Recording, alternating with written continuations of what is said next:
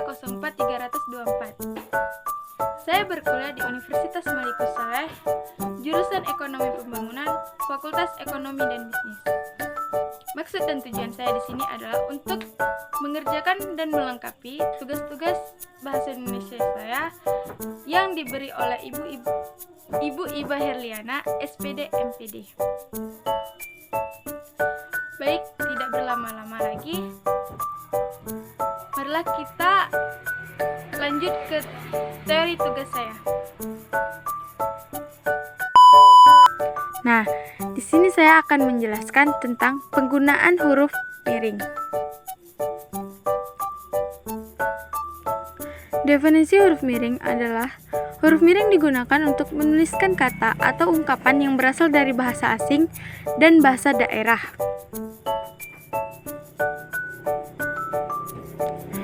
Manfaat huruf miring sebagai aspek positif dan aspek negatif. Nah, manfaat huruf miring sebagai aspek positif ialah huruf miring dapat menarik perhatian pada poin-poin penting dalam presentasi, sehingga lebih mudah terlihat oleh audiens.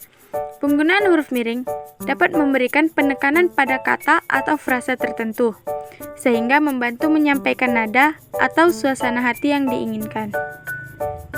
Huruf miring seringkali digunakan untuk menunjukkan judul buku, film, atau kata asing, sehingga menggunakan teks lebih menarik.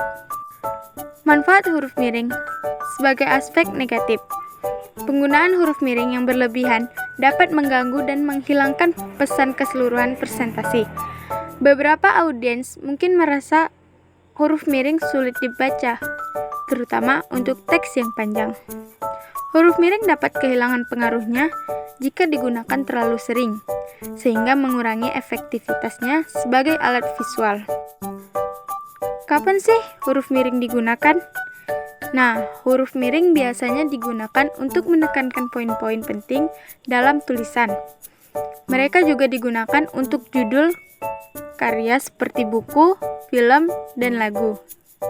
Kata asing dan nama ilmiah biasanya dicetak miring dalam teks tertulis. Menghindari penggunaan huruf miring yang berlebihan dengan cara meningkatkan presentasi dan mengurangi keterbacaan.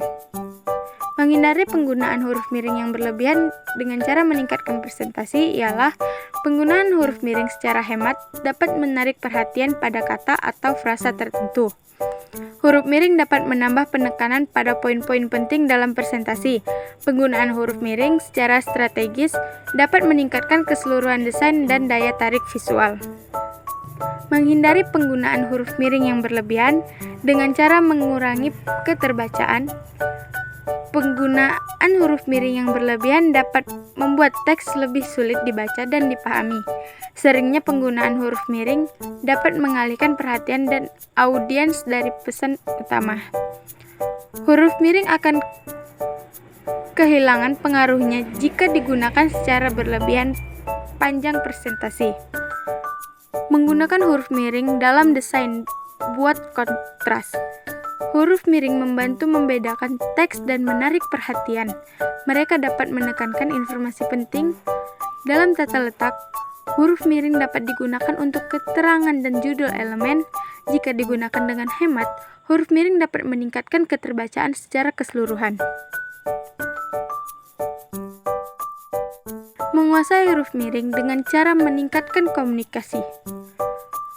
Huruf miring menambahkan penekanan dan kejelasan pada teks, membuat poin-poin penting menonjol. Menggunakan huruf miring pada judul, dan judul membantu menciptakan haircut dan struktur. Huruf miring juga dapat digunakan untuk dikutip atau untuk menunjukkan judul karya. Hindari penggunaan huruf miring secara berlebihan, karena hal ini dapat mengurangi dampak dan keterbacaan. Kesimpulan dari huruf miring yaitu adalah huruf yang tercetak miring. Dalam terminologi tipografi disebut italik. Huruf italik ini biasanya digunakan untuk memberikan penekanan pada sebuah kata. Di samping itu, huruf-huruf ini juga dipakai untuk menunjukkan istilah atau kata yang berasal dari bahasa asing. Huruf miring dalam cetakan dipakai untuk menulis nama buku, majalah, dan surat kabar yang dikutip dalam tulisan.